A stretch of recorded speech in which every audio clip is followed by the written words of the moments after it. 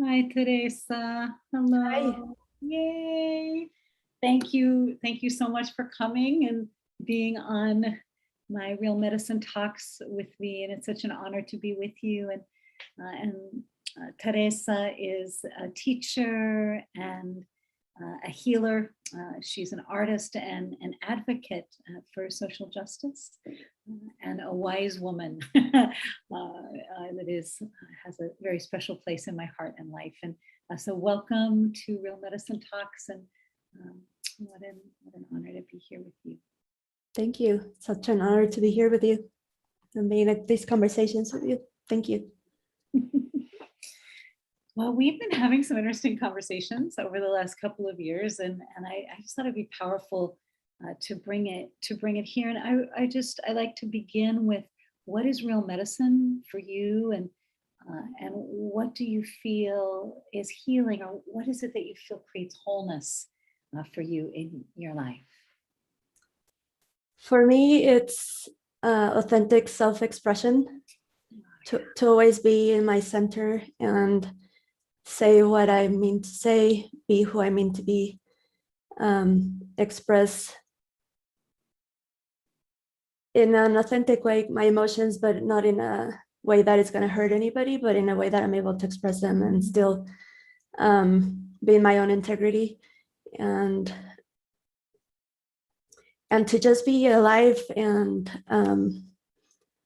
yeah, just fully be in my expression, in my full expression. Right now I'm exploring a practice that is somebody else's practice, but it's called dance healing. And in those workshops, we really explore how to connect with our bodies and get wisdom from our bodies, and then just use movement to really express ourselves, and use sounds, and just go outside of the norm of like just sitting and using our voice, but really with words, but really using sound, and really just be alive. To me, I found that to be really deep medicine that helps me stay in my authenticity, my integrity, and my wholeness. So beautiful. I know that dances, no matter where I've gone in the world, and I've had the holy privilege and honor of traveling in my adult life a lot, and being asked to go different places. It's been a real, a really wonderful surprise for me. But the one of the things that I've noticed, I take my students on a trip to Bali, and I remember the first time that I went there and seeing the dancing is it's like no other dancing that I've ever seen, right? But the dancing itself, that, oh, of course there's going to be dancing, If there isn't dancing, it seems like if there isn't dancing, something is not correct. you know but they act out these incredible stories in these very elaborate, beautiful dances with a whole orchestra of different really beautiful instruments, but the stories are so powerful and profound. But I that's something that I've noticed is all people dance. Yeah. And so that's something that's really powerful to think about. And so in these different forms of healing, one of the things that I'm wondering about, you and I have been talking, one of the things that we work with is the soul. So we're working with the soul. We're also working with the mind and the body, and the soul has all of these yearnings. The soul is like, these are the things that we're yearning for at this time. And I think that we have some things we're yearning for that are just so deeply personal. But then there's things that we're yearning for that we want for our families. And then there's things that we're yearning for that we want for our communities.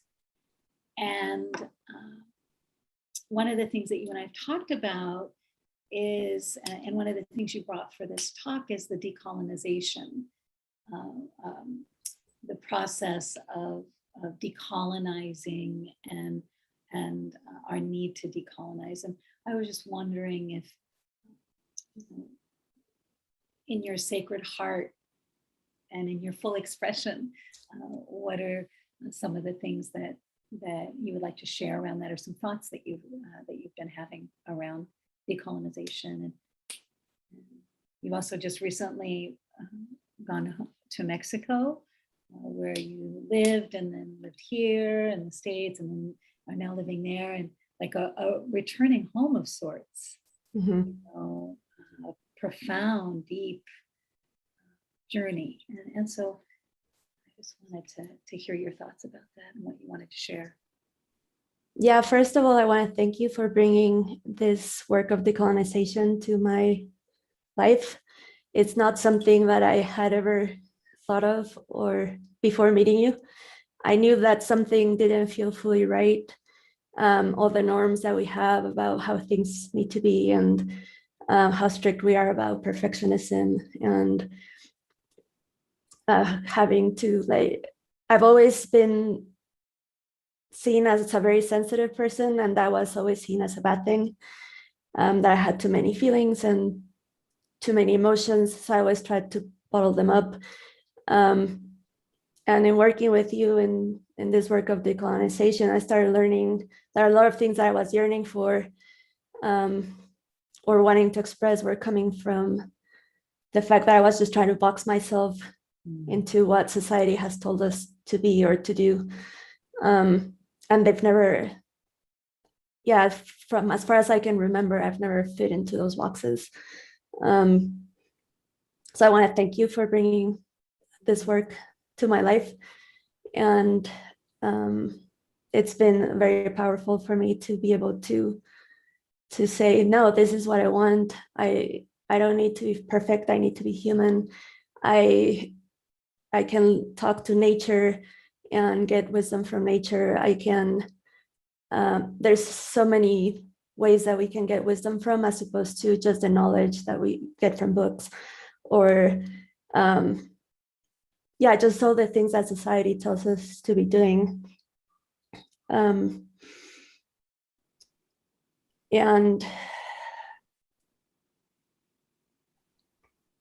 so I've been learning this work from you, but for me, it became important to try to come back to the country where I was born, which is Mexico, to try to see how this work is being done here, or if it's being done here at all. And it's been quite the journey. I came with the idea of going to Oaxaca, and that didn't work out. So right now I'm in Chiapas, in a city called San Cristobal de las Casas, which is one of the oldest cities, or if not the oldest city, created by the Spaniards when they came to conquer the American country, the American continent. And it's been very interesting to be here, because there are a lot of indigenous groups that are staying with their own practices and their own traditions still, but they're really intertwined with what the Spaniards brought here. Like today I took a tour, and they were showing us churches where there would be a cathedral that was very ornate, and that was for the Spaniards. And next to it, there's a little church that is the facades are just kind of very plain, and they were only for the indigenous people. And as I understood, the idea was that the Spaniards came because they wanted to bring their Catholicism and Christianism, right? And they wanted everybody to become Christian. So they wanted to come and baptize everybody. So they were like, okay, if you get baptized, then you can get a space where you can keep doing your ceremonies. But the idea of not having ornamentation was that because they were gonna do different kinds of ceremonies, it didn't feel right for them to have their own saints and virgins and whatever their ornamentation was on a building that was gonna be doing other types of ceremonies. So I don't know, it's just been very interesting to be here, where you can see both worlds intertwined. Yeah. And I am a mixed person because I do have indigenous blood and I do have European blood. And even being here has been interesting because I don't feel very welcome. I feel like I'm still seen as an outsider, because I'm still seen as an invader and as somebody that doesn't belong.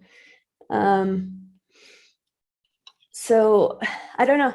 I don't know where I'm going with this necessarily, but it's been interesting to see that paradigm. And something that I'm working with right now is, well, what it is that I can bring forward in the work of decolonization, where whenever I talk to people that are mixed, they see the indigenous people still as like, oh, they do crazy things, and their ceremonies are just weird, and they have all these weird beliefs. So I feel as though my work here is to make, I see myself a little bit as a bridge, because I do understand the colonized portion, and with your teachings, I've started to understand the spiritual portion that some of the indigenous cultures still believe and do.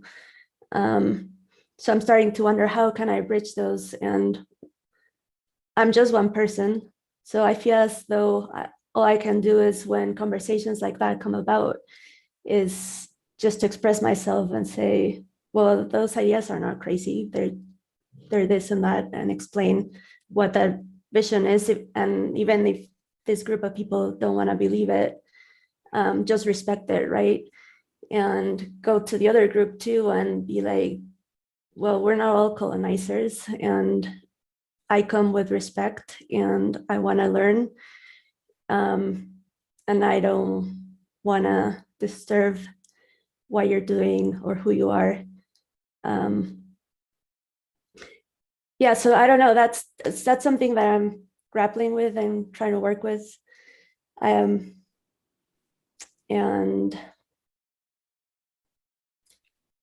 yeah, it's just been very interesting to be here. Yes, I mean, right.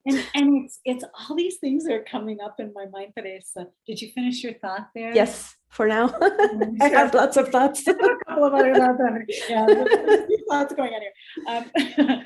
So which kind of you know what it makes me think about is, it makes me think about home, you know, and it also and displacement and returning home, and you know, where is home?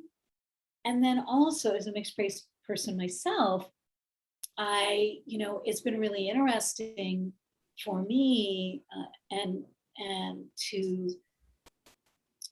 to honor all of the different aspects of my being, you know, to be like, I totally, completely honor the, you know, the Scottish part of my heritage, right? And how do I completely and totally honor the, you know, the Apache and Mexican part? And how do I totally and completely honor the, you know, Middle Eastern? And, you know, so it's just really powerful and interesting. And also just and the good red road of my, you know, adopted mother, my Lakota mother, right? So it's, you know, I think one of the things that's really important is that we honor all of our ancestors, you know, and that those ancestors, we carry them with us. We carry them in our bones, we carry them in our blood.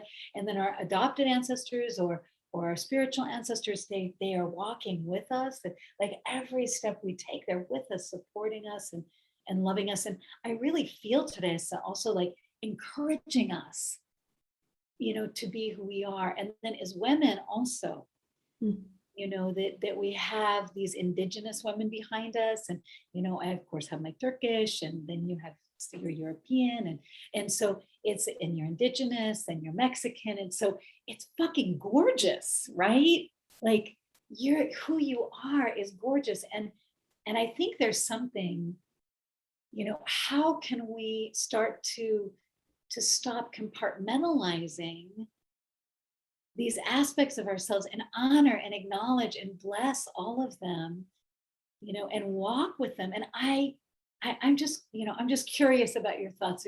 I mean, I asked you just like three things just now, like home, displacement, and then decompartmentalization of like who we are, like there's that, yeah, there's those thoughts. So Yeah, the home is an interesting question because, as I said, as coming here and being seen as an outsider, I thought I was coming home because I'm coming back to Mexico. yeah, So I right? thought, oh, I'm coming home, I'm Mexican. And it hasn't quite felt that way. Well, first of all, I realized that I have more American in me than I thought I did. So now I also need to honor, even though in terms of ancestry, I don't have any American in me necessarily. I did live there for 20 years. So it is a part of me now. And that's something that I did not want to accept when I was living in Seattle. I always saw myself like, no, I'm Mexican and I'm just Mexican and I'm Mexican. So being here has, And I'm Mexican, right? Yeah. now that I'm here, it's like, okay, I'm not fully Mexican. I have an American part of me as well. And then being in lands that are seen as they belong to the Mayan cultures here, and they're the ones that own them. How can I find a way to belong here, even though, I mean, they do have a right to their lands?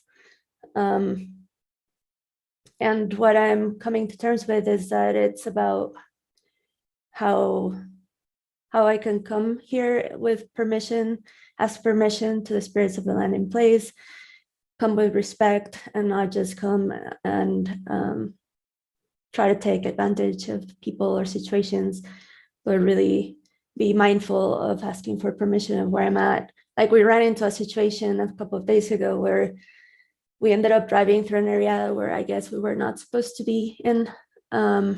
We didn't know. And so we were called out on it, like, oh, you're not supposed to be here. So always be mindful about where I'm standing and whose permission I have or I need, because I mean, they do own. It gets tricky because in a way they do own the lands, but in a way also, like I'm just gonna say it right now. What I'm grappling with is like, okay, I come to Mexico and I'm not seen as Mexican. I was in the United States. I wasn't seen as somebody from the United States. Because I was seen as a person of color. I faced discrimination in many ways. So it's like, well, where do I belong? Where do I go? Right? But I think the belonging comes more from inside and finding a centeredness in where I'm at. And yeah, the land conversation it's very complicated, but again, coming with right relationship with the people, with the spirits of the land in place. And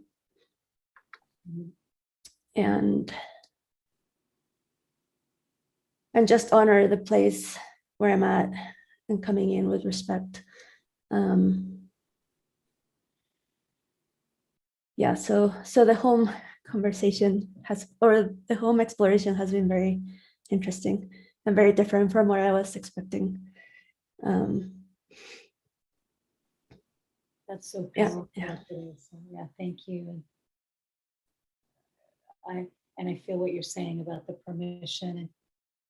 And one of the things that I do when I go someplace, like when I was with my clinic and I was doing some work in Africa, doing some work with my body, and I was doing some work as a spiritual leader there. And I remember everywhere I went, that we would go there, I would thank whoever was hosting or whoever was welcoming us for welcoming us to their home and to their homeland. And there's many different tribes in Africa, And we had the holy privilege of being with people from many, many different tribes and lands. And so I think one of the things, and I think people seemed to be surprised when I would say that, like, thank you for having us in your home. Thank you for welcoming us to your land. And what an honor and privilege for us to be with you. And yeah, so I think that there's something to exactly what you're saying, that like usually a gift of some kind, and then, just asking permission to go. And then, so I think the permission and then the gratitude of just like, fucking wow.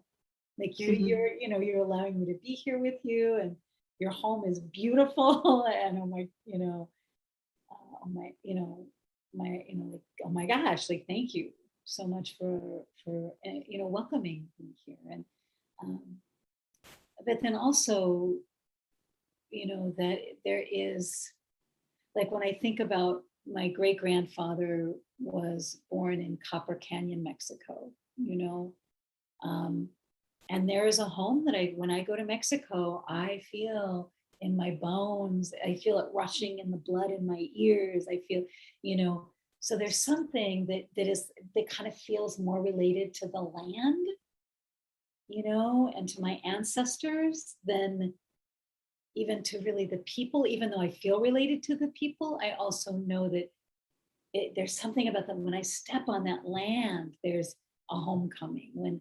And of course, in a humble way, with permission, always I ask permission, and I'm so grateful for the opportunity. But I think that leads into, a little bit into intention, which, we were talking about earlier in our conversation. And I just wanted to hear a little bit about, your thoughts about that intention, but also just the knowledge that, that is the land of your blood and your bone and your heart, and the corazon is, it's the home of your true heart. And I think maybe you're learning what is the home of your true heart. Like you said, it's coming from inside of me. My home is inside of my skin. Mhm. Yeah. I'm curious. Yeah, intention is something that has come up a lot for me since I've been here. You teach a lot about having a sacred intention. And I think I've lived most of my life with having an intention of just being a good person, or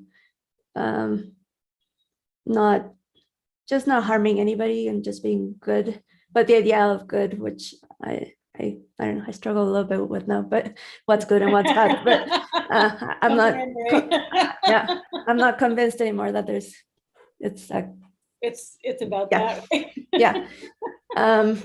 But really going deep into what the intention of my actions are, and even something as simple as how I'm gonna feed my cat or how I'm gonna feed myself. I even, yeah, that has come up. So I have a lot of food sensitivities, and in Seattle, I couldn't eat like so many things. And coming here, I've approached eating with before every meal, asking for the food to be medicine for my body, and just changing that intention has, I've been eating all kinds of things. That's great. And my body feels great. It feels nourished, and so happy to hear that. That's exciting. Yeah. So really going deeper into that intention, what is for the intention not to be just about, oh, I'm gonna, or another example has been something that I've seen culturally different is tips, how you tip people. Tips here are not as common as they are in the United States. Mm-hmm. And we've been tipping people, but I've been seeing more as like an extension of the gratitude of the service that they're giving me. And seeing it as that way, as opposed to like, oh, I'm just gonna give 20% of tip because that's what I'm required to do. So really going into how can my intention disperse love and gratitude and compassion for every action that I take, even in the little simple or what I see as simple things that are mundane, everyday things. And really tapping deeper into those as opposed to just doing them because I'm used to doing them or because I think I need to do them. And yeah, that's been a very powerful change that I've seen. And I'm starting to see a little bit of the ripple effects of that. And it's been powerful. It's like, yes, it's that in the beginning of the day, one of the things that we learn about in the class, in the spiritual identity class, that I think you're referring to spiritual ID, yeah? Yeah. Okay. So is that intention of the, every day, like sitting with the, or going to the sunrise, and asking the sun, like, oh, what is your message for me? And then, to carry that message through the day. And I'm wondering about, what are some of the things that could be helpful for people from your own heart and what you see as a person of culture, and through your own unique lens. What are some things that you feel could help us right now with decolonizing ourselves and coming home to that, as you called it, the being in your body and being in your skin?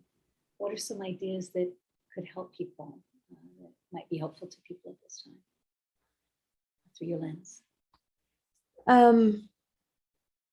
I know that right now there's a lot of work being done with social justice work, and there's a lot of books and all these instructions about what people can do and not do, and all these ideas about it. And I really appreciate all that work, and it's very powerful work. I sometimes do wonder about, can we go deeper and just go deeper into our hearts?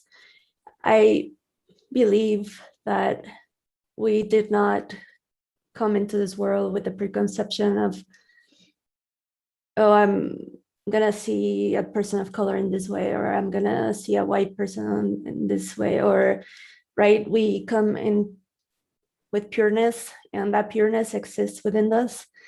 And if we can really just start stripping away all the things that we've learned since, like, just kind of just relearning, go with the idea of relearning things and knowing that a lot of the things we've been taught are not real or the truth.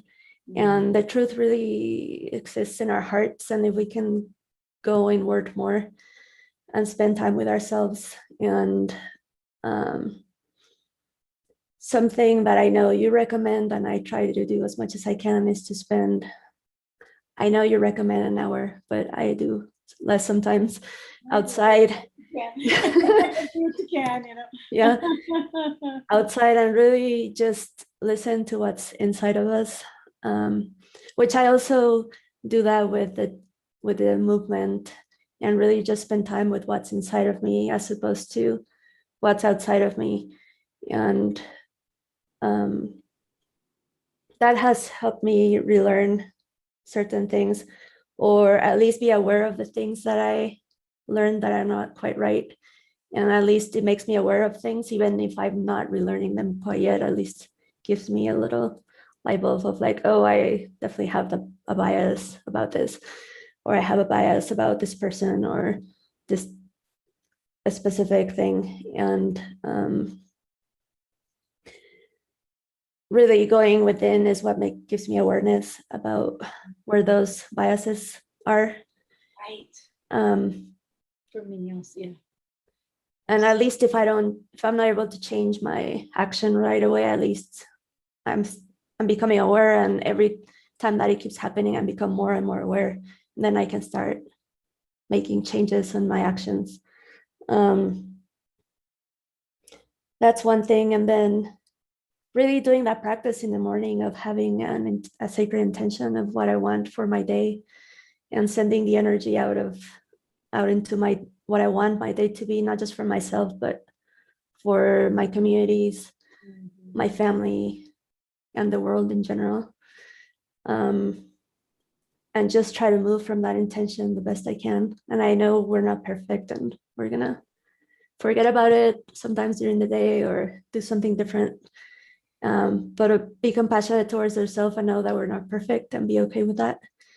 But try to stick as much as we can with that intention. And I always try to, regardless of what my bigger intention is, I always try to keep the intention of everything that I do to be with love and to disperse love, because I truly believe that that's what we came to learn about and what we came to do, and that we're all capable of loving, even though a lot of times we forget about that. It's like, oh, remember the love thing. Like, oh, we're here to love each other. Oh shit.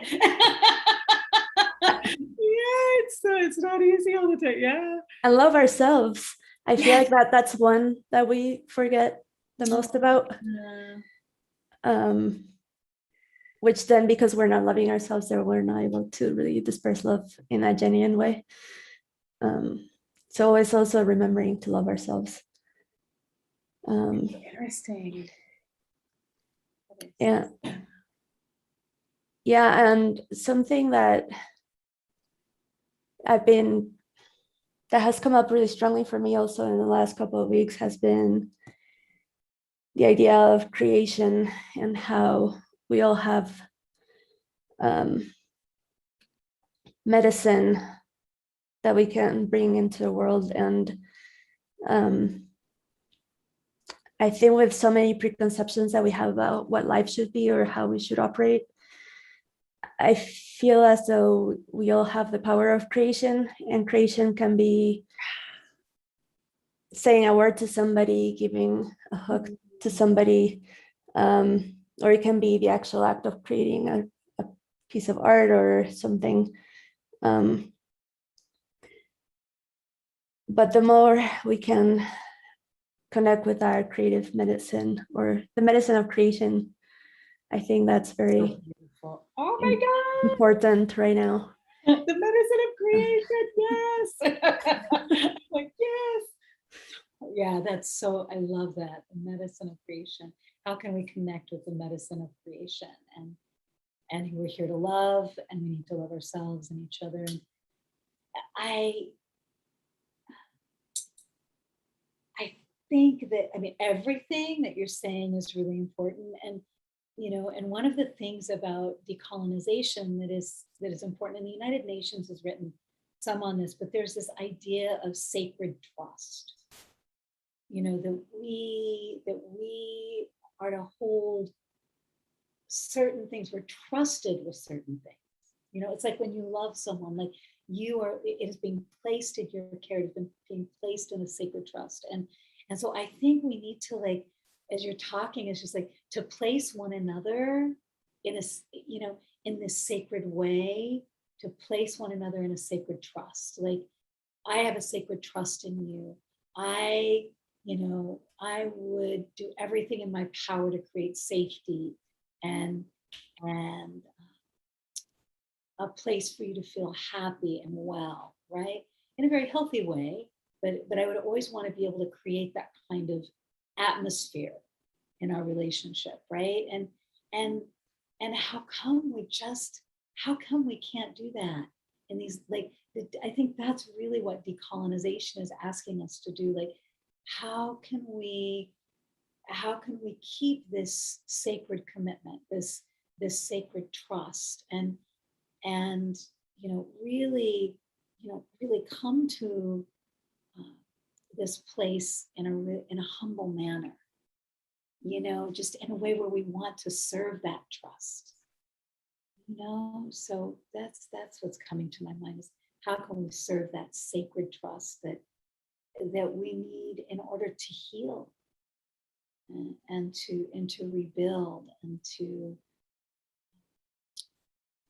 create something different than we've ever experienced before together. Mm-hmm. Yeah. So I was wondering, in closing, do you have anything that you think would be helpful for people to do? Maybe an exercise or something that they could each day to help with the decolonization or the intention? I think with everything that we've talking about and the homecoming and the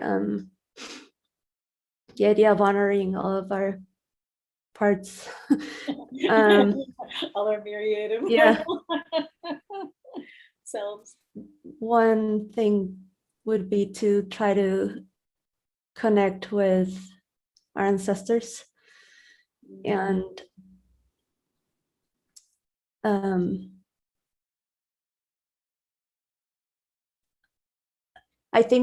I know for me, I overcomplicate things. So the idea of how do I connect with my ancestors sounds very complicated and cumbersome. And I always question things. So, but I think I appreciate this about you. But I've come to learn that it can be as simple as spending, 15 minutes in the morning with a really clear mind, and just centering into my heart and trying to talk to one of my ancestors and gather wisdom from them. And they help me with my intention for the day.